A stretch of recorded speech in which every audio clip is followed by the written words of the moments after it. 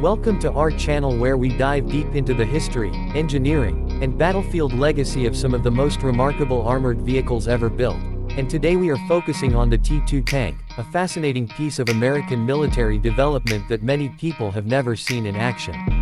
The T2 was part of the early experimental phase of U.S. tank design during the interwar period, when the United States was still figuring out the perfect balance between firepower, armor protection, and mobility.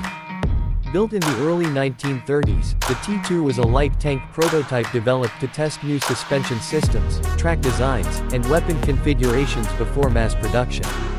It was powered by a gasoline engine that offered modest speed but decent cross-country performance for the era, and it featured riveted armor plating that was standard for tanks of that time, though by modern standards it would be considered light and vulnerable.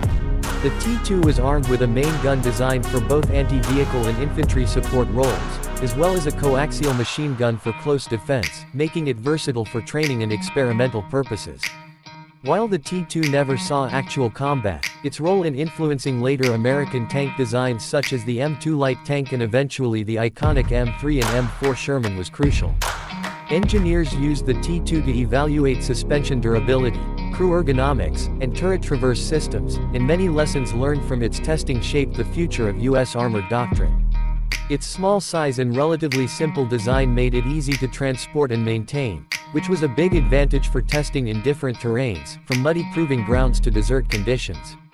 The T2's story is not about battlefield glory but about the silent, behind-the-scenes innovation that paved the way for the tanks that would help win World War II.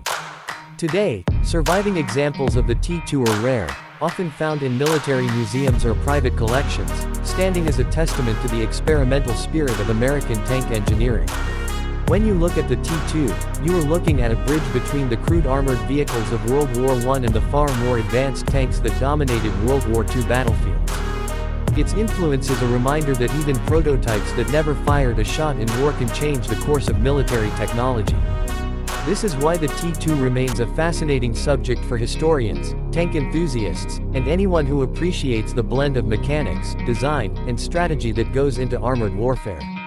The legacy of the T2 is not measured in battles fought but in the innovations it inspired, the designs it influenced, and the lessons it provided for generations of tank crews and engineers to come.